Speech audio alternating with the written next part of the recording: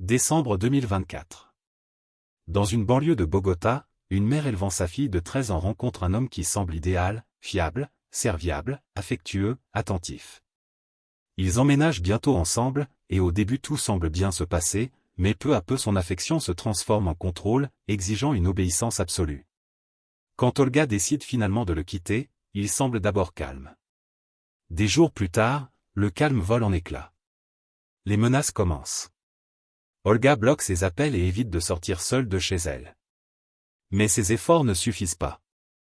Un jour, il lui tend une embuscade, déterminé à réaffirmer son pouvoir et la poignarde sauvagement à plusieurs reprises. Sa fille identifie l'agresseur, Diego, l'homme qui avait promis de prendre soin d'elle. Elle se souvient l'avoir entendu crier « Sans moi, tu n'es rien ».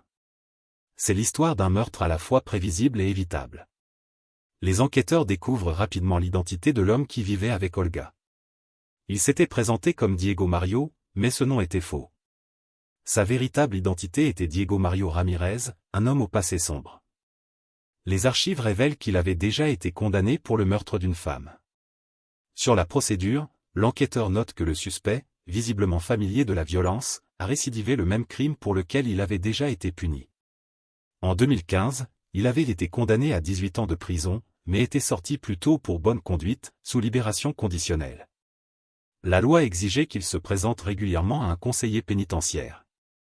Pourtant, pendant plus d'1 an et demi, il n'a pas respecté cette obligation, et personne n'a remarqué la violation. Lors d'une audition ultérieure, le conseiller a admis « Je n'avais pas le temps de surveiller tout le monde ». C'est ainsi que le tueur est resté libre, sans supervision, sans restriction. Les voisins se souvenaient que Diego travaillait dans un marché local, était agréable à parler et rendait souvent service aux personnes âgées. Personne n'imaginait que l'homme serviable vivant parmi eux avait déjà ôté une vie. Une journaliste enquêtant sur le meurtre d'Olga Pinochet commence à fouiller dans de vieux articles à la recherche de cas similaires. Dans un ancien numéro de mai 2015, elle trouve un nom familier dans un court article, « Jeune mère retrouvée assassinée à Bogota ». Suspect, son compagnon, Diego Mario. Le nom était le même. Elle creuse plus loin, épluchant des archives poussiéreuses, des photos fanées, des coupures de journaux jaunis détaillant une autre tragédie domestique. Parmi elles, l'histoire de Tatiana Andrea Calderón, une femme assassinée dans son propre lit. À l'époque, les rapports indiquaient que le suspect s'était rendu, affirmant avoir agi en légitime défense. La journaliste contacte Gustavo Calderón, le père de la femme assassinée. Sa voix est rude, fatiguée. « Je leur avais prévenu qu'ils tueraient à nouveau », dit-il. Mais pour eux, ce n'était qu'un autre dossier dans les archives. Ces mots deviennent le point de départ de la journaliste. Devant elle s'étend une piste remontant à près de 10 ans, vers un homme à qui on avait autrefois donné une seconde chance. S'il s'avère que c'est le même Diego Mario, alors ce n'est pas qu'un crime de plus. C'est un meurtre en série que le système a permis. L'histoire de Tatiana Andrea Calderón commence à Bogota. C'était une jeune femme qui vivait avec sa mère Olga et sa grand-mère Lilianilda après le divorce de ses parents.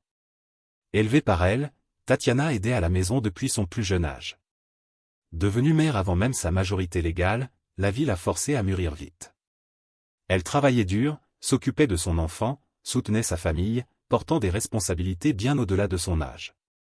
Tatiana a trouvé un travail dans une petite boutique de quartier, rapportant à la maison tout ce qu'elle gagnait et se plaignant rarement. Sa vie était simple mais stable. Ce qui lui manquait, c'était la compagnie, quelqu'un avec qui partager ses fardeaux. Cela a changé au printemps 2014. Un soir, Tatiana sort avec une amie dans un bar au sud de la ville. Là, elle rencontre un homme qui attire immédiatement son attention. Il s'appelle Diego Mario. Il parle doucement, écoute attentivement, ne coupe jamais la parole. Il lui dit qu'il est artisan, qu'il voyage à travers le pays pour vendre des jouets et des bijoux faits main. Pour Tatiana, habituée à la froideur et à la négligence, il semble différent, serein, patient, sûr de lui. Leur relation se développe rapidement. En quelques semaines, Diego lui rend visite chez elle et fait la connaissance de sa famille. Sa mère et sa grand-mère l'accueillent avec chaleur. Impressionnés par ses manières, son sérieux au travail et son empressement à aider à la maison. Diego a un charme naturel. Il sait gagner la confiance des gens. Même le jeune fils de Tatiana s'attache à lui. Quelques mois plus tard, Diego suggère qu'ils emménagent ensemble. L'argent est rare, alors il emménage chez sa grand-mère. Tout semble se mettre en place. Il répare les meubles, fait les courses, parle souvent de bâtir un avenir meilleur ensemble. Puis il propose quelque chose de nouveau, voyager pour vendre leurs créations dans des foires. Il dit qu'il pourrait gagner plus ainsi. Tatiana accepte, et bientôt un nouveau chapitre commence. Il voyage de ville en ville, vendant des jouets, des babioles, des tissus. Pour elle, c'est une aventure, une vie qui avance enfin. Pour la première fois, Tatiana se sent libre, certaine de construire enfin un avenir avec quelqu'un qui tient à elle. Mais sous cette façade calme, quelque chose ne va pas. Diego évoque rarement son passé, évitant tout sujet concernant sa famille ou ses vieux amis. Parfois, il se renferme ou s'irrite sans raison évidente. Tatiana essaie de l'ignorer, supposant que c'est juste le stress ou la fatigue. Diego a toujours une excuse prête. Une mauvaise journée, trop de travail, pas assez de repos. Pourtant, petit à petit, il commence à prendre le contrôle de tous les aspects de sa vie. D'abord, il lui demande de passer moins de temps sur les réseaux sociaux. Ensuite, il la décourage de voir ses amis.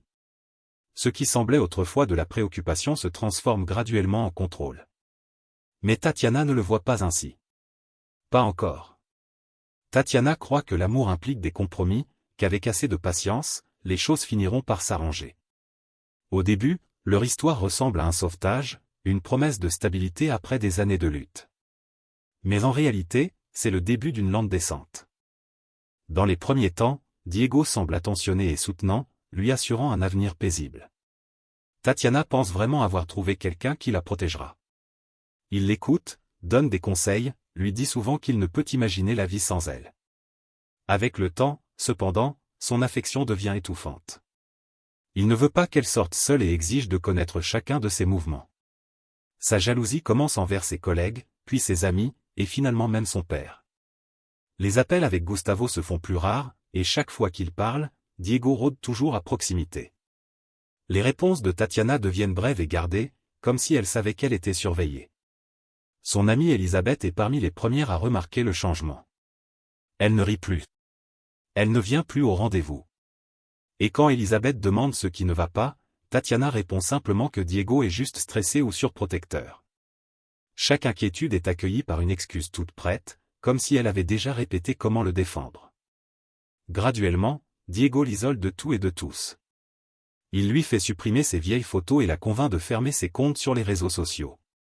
Chaque SMS, chaque message d'une autre personne devient sujet à suspicion.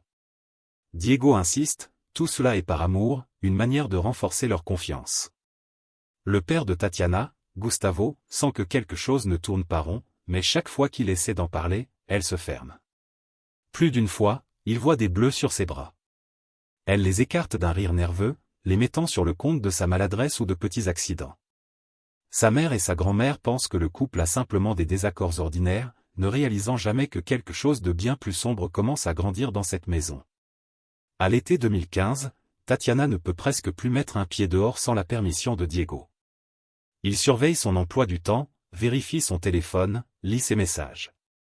La moindre velléité de résistance, même la plus petite, se termine par une explosion de colère. Elle a peur de le regarder dans les yeux. Un jour, son ami lui envoie un message, « Tu as disparu. » « Ça va ?» La réponse de Tatiana est brève. « Oui, juste occupé. » Après cela, plus rien. Plus de réponses, plus d'appels. La cage que Diego a construite n'a pas de barreaux, seulement de la peur, de la honte et de la dépendance. Et dans ce silence, son entourage s'habitue à ne pas s'en mêler. Il ne restait plus qu'à attendre la tragédie. Les recherches de la journaliste sur Diego Mario Ramirez commencent à révéler son histoire complète. Né dans une banlieue ouvrière de Bogota, ses premières années portent les traces de l'homme qu'il deviendra. Son père était chauffeur routier et sa mère travaillait dans le commerce. Leur maison était tendue, pleine de disputes constantes. Et quand ses parents ont fini par se séparer, cette tourmente l'a marqué. Au moment où Diego atteint l'âge scolaire, des schémas inquiétants ont déjà émergé. Il défie l'autorité, s'oppose aux enseignants, s'emporte dès qu'il est critiqué. Pourtant, il subit rarement de vraies conséquences, trouvant toujours quelqu'un d'autre à blâmer. Après le lycée, il enchaîne les petits boulots, ne parvenant jamais à rester longtemps nulle part. Pour gagner sa vie, Il vend des babioles et des jouets faits main dans les foires et les marchés éphémères. Ceux qui ont travaillé avec lui le décrivent comme charmant et sûr de lui, un homme qui peut séduire les gens en quelques secondes. Mais sous ce charme facile se cache quelque chose de plus froid, un intérêt personnel calculé. Il utilise son attrait pour manipuler les autres, et les femmes dans sa vie deviennent souvent partie de ce schéma, lui offrant un logement, de l'argent ou un soutien émotionnel, sans savoir qu'elles sont entraînées dans son contrôle. Ce schéma se poursuit dans ses relations amoureuses. Diego va vite, séduisant les femmes avec des promesses de sécurité et d'affection. Mais une fois qu'il a gagné leur confiance, il fixe les règles. Tout désaccord devient un acte de déloyauté. Sa rage surgit en bouffées violentes soudaines, toujours suivies d'excuses larmoyantes et de grands gestes. Pour ses partenaires, c'est un tourbillon émotionnel. Pour lui, il s'agit de garder le contrôle. Des évaluations psychologiques ultérieures dressent un tableau sombre. Un homme avec un mélange dangereux de traits narcissiques et sociopathiques. Il ne ressent aucun remords, ne respecte pas les limites et voit les relations comme un jeu où lui seul peut gagner. L'empathie est inexistante, et toute velléité de regret est remplacée par de l'irritation face à la perte de pouvoir. Dans chaque ville où il a vécu, les voisins le décrivent de manière presque identique, charmant mais distant. Il évite les questions sur sa vie personnelle ou son passé, préférant se vanter de ses soi-disant accomplissements. Il dit souvent des choses comme « les gens ne me comprennent tout simplement pas » ou « je finis toujours par payer les erreurs des autres ». C'était son schéma, une façon de se poser en victime, même en détruisant la vie des autres. Les enquêteurs découvriront plus tard que des signalements de violence contre des femmes dataient de bien avant le meurtre de Tatiana. De vieux dossiers de police contenaient des plaintes de plusieurs de ses anciennes compagnes. Menaces, humiliations, agressions physiques. Pourtant, chaque affaire a été classée faute de preuves. Les femmes, espérant qu'il changerait, choisissaient souvent de ne pas témoigner. Aucun programme de réinsertion n'a jamais modifié son comportement. Chaque fois qu'il était relâché, il déménageait simplement ailleurs, poursuivant le même cycle. Il arrivait charmant, gagnait la confiance, isolait sa partenaire, puis détruisait ce qu'il ne pouvait contrôler. L'histoire de Tatiana, en fin de compte, n'était pas une histoire de passion ou d'impulsion. C'était l'acte final d'un schéma resté impuni pendant des années. Cela révèle plus qu'un simple acte de violence. Cela expose un système. Le comportement de Diego n'était pas impulsif. Il suivait un scénario délibéré, bien rodé. Pour lui, chaque femme était une nouvelle chance de prouver que la domination était la seule forme d'amour qu'il comprenait. Le 14 mai 2015, Tatiana cesse de répondre à son téléphone. Ce matin-là, sa mère et sa grand-mère tentent de l'appeler, mais sa ligne est coupée. Au début, elle ne s'alarme pas trop. Peut-être est-elle occupée au travail ou s'occupe-t-elle de son enfant. Mais au fil des heures sans réponse, le malaise se transforme en peur. Sa grand-mère, Lilianilda, décide d'aller vérifier. La porte d'entrée est fermée de l'intérieur. Les voisins disent ne pas avoir vu Tatiana depuis des jours et mentionnent que l'homme vivant avec elle est parti la veille. L'inquiétude commence à se changer en effroi. Le propriétaire ouvre la porte avec un double des clés. À l'intérieur, l'air est lourd et immobile, portant une faible odeur métallique. Dans la chambre, sous une couverture, elle trouve le corps de Tatiana. La scène raconte sa propre histoire. Des meubles renversés, des objets brisés, des taches sombres éclaboussant le sol et les murs. La police arrive en quelques minutes. Leur inspection révèle de multiples coups de couteau ainsi que des traces de strangulation et de traumatismes contondants. L'analyse médico-légale détermine que Tatiana est morte depuis 2 à 3 jours avant d'être découverte.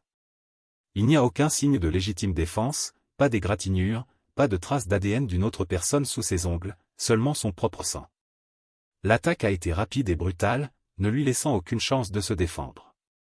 Diego a disparu. Il n'est pas à la maison, et son lieu de travail confirme qu'il ne s'est pas présenté. Son téléphone est éteint, et plusieurs de ses effets personnels ont disparu. Finalement, les enquêteurs retrouvent la trace de Diego à Chicarel, où vivent ses parents. Quand la police arrive, il se rend volontairement, insistant sur le fait qu'il n'avait pas l'intention de tuer Tatiana.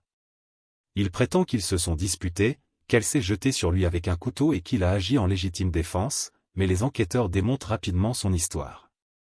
La scène de crime ne révèle aucun signe de lutte entre deux personnes. Les coups de couteau viennent tous du dessus, correspondant à des coups répétés et délibérés.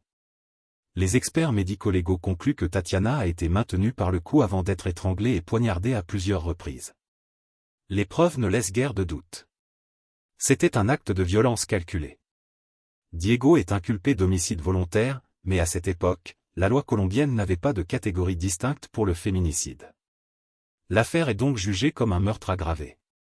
Au tribunal, Diego plaide coupable et demande un procès rapide, espérant une peine réduite. Cette décision réduit considérablement sa punition. Les procureurs avaient requis 40 ans, mais le juge n'en prononce que 18, invoquant la confession de Diego et ce qui a été décrit comme son remords. Pour la famille de Tatiana, le verdict est dévastateur.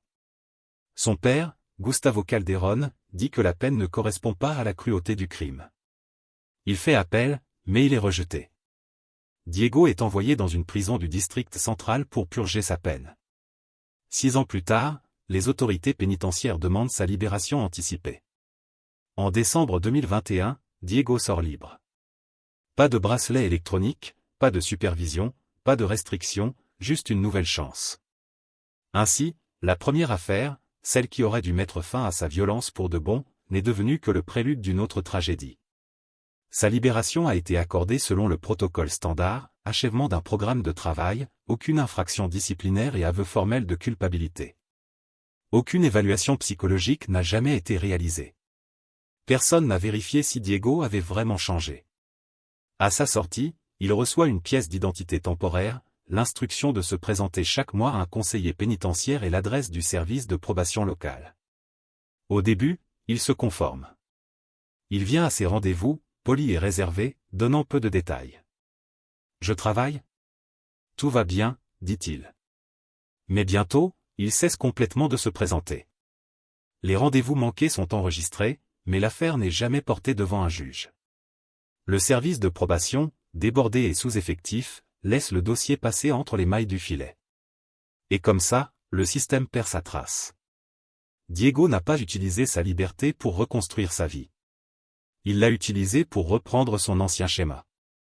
Il s'installe à Bogota, trouve un travail dans un petit atelier de réparation vendant des objets artisanaux et commence à se fondre dans une nouvelle communauté. C'est là qu'il rencontre Olga Lucia Panella, une femme d'une 40aine d'années, récemment divorcée et élevant seule sa fille de 13 ans. Diego se présente comme un homme qui a fait des erreurs mais qui essaie de se racheter. Il parle de son passé comme d'un malentendu, affirmant que son ex l'avait attaqué et qu'il n'avait agi qu'en légitime défense. Son ton est calme, confiant, teinté de juste assez de regret pour paraître sincère. Olga le croit. Elle est attirée par sa douceur, son attitude posée, sa volonté d'aider aux tâches ménagères. Il est patient, respectueux, même attentif envers sa fille. Après une série de relations douloureuses et décevantes, Diego semble être l'homme en qui elle peut enfin avoir confiance. En quelques semaines, ils forment un couple. Quelques mois plus tard, ils commencent à passer la nuit plus souvent, jusqu'à ce qu'ils finissent par vivre avec elle à plein temps. Au début, il est tout ce qu'Olga a jamais désiré. Il fait les courses, aide à la maison, parle de leur avenir commun. Il dit qu'il veut vivre honnêtement cette fois, bâtir une vraie famille. Mais bientôt, les fissures familières commencent à apparaître. Il commence à la questionner. Où elle va, à qui elle parle, pourquoi elle envoie des SMS à son ex-mari à propos de leur fille. Chaque réponse ne suscite que plus de suspicion. Son ton change constamment, doux et affectueux un moment, tranchant et accusateur l'instant d'après. Parfois, il se retire complètement, refusant de parler pendant une journée, pour revenir ensuite comme si rien ne s'était passé. Sous ce rythme implacable de tension et d'accalmie, le sentiment d'autonomie d'Olga commence à s'effacer.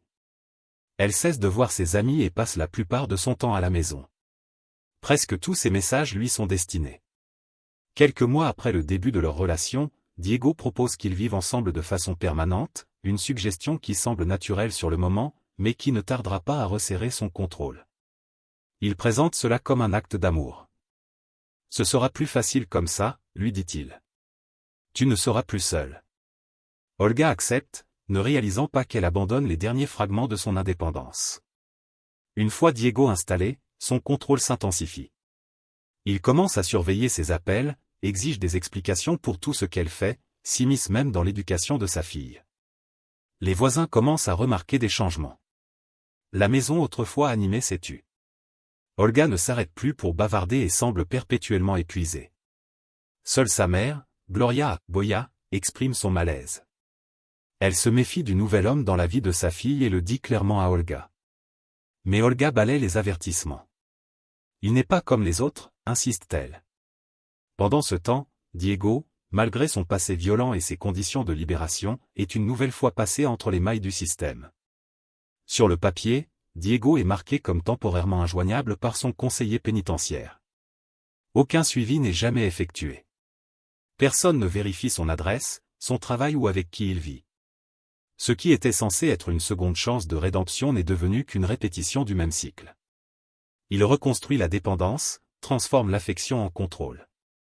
Les mêmes mots qu'il utilisait autrefois avec Tatiana sont maintenant adressés à Olga.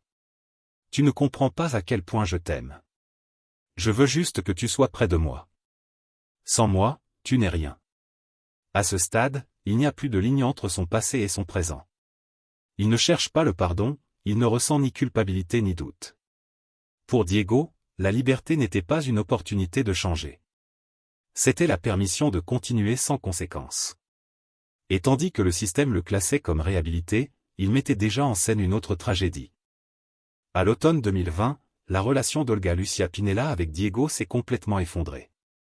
Leurs jours sont remplis de disputes et Olga décide finalement de mettre fin à tout. Elle lui dit qu'elle ne veut plus vivre ensemble et lui demande de partir. D'abord, il semble calme, même résigné. Mais dans les jours qui suivent, les menaces commencent. Il lui envoie des messages pleins d'accusations d'infidélité, exigeant des explications. Puis viennent les faux comptes sur les réseaux sociaux utilisés pour l'insulter, la harceler et prévenir qu'il prévoit de l'affronter en personne. Olga bloque ses numéros, renforce ses paramètres de confidentialité et commence à éviter de sortir seule. Mais Diego ne disparaît pas.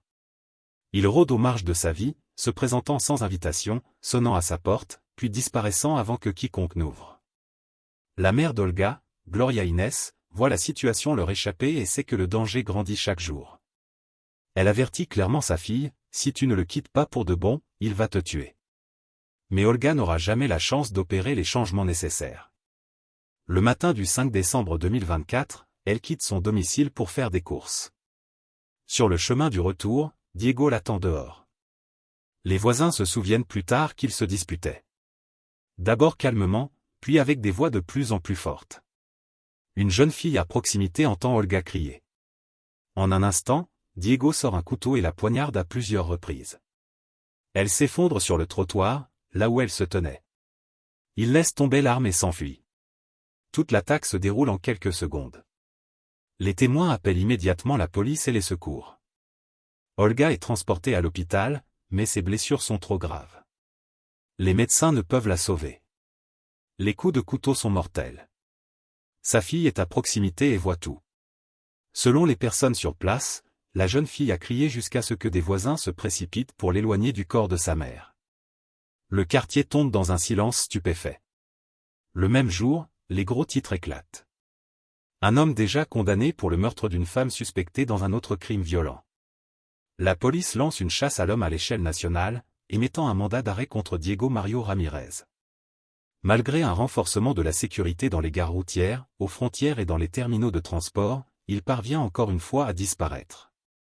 Les enquêteurs confirment rapidement que l'attaque était préméditée. Dans les jours précédant le meurtre, Diego avait acheté un couteau, surveillé le domicile d'Olga et créé de faux comptes sur les réseaux sociaux pour suivre ses mouvements. Ces actions révèlent une planification délibérée.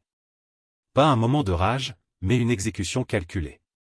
Quand Gustavo Calderón, le père de la première victime de Diego, entend la nouvelle ce soir-là, il reconnaît immédiatement le nom. Sa pire crainte s'est réalisée. L'histoire s'est répétée. Dans une brève interview avec une station de radio locale, Gustavo déclare « Je leur avais prévenu qu'ils ne s'arrêteraient pas. Il aurait dû être sous surveillance. Maintenant, une autre famille a perdu sa fille. » Ces mots enflamment l'indignation publique. En ligne, les gens réclament des comptes. Comment un tueur condamné pour le meurtre d'une femme a-t-il pu être autorisé à vivre libre sans aucune surveillance? La discussion se propage rapidement, passant de la colère face au crime lui-même à une profonde frustration face aux échecs répétés du système judiciaire. Mais pour la famille d'Olga, aucune de ces indignations ne peut apporter de réconfort. Son corps leur est rendu 2 jours plus tard. L'enterrement est discret et intime. Pas de journaliste, pas de caméra, juste la famille et le chagrin. Sa fille se tient silencieusement à côté du cercueil, désormais orpheline de mère. Pendant ce temps, Diego est toujours introuvable. Les enquêteurs suspectent qu'il a déjà franchi la frontière. Une autre vie a été volée et les mêmes avertissements d'il y a 9 ans se sont tragiquement réalisés. Tout était revenu à son point de départ. Les mêmes avertissements ignorés.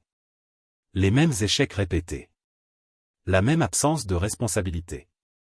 Seulement cette fois, personne ne pouvait prétendre ignorer de quoi Diego était capable. Le meurtre d'Olga Lucia Panella a envoyé des ondes de choc à travers la Colombie.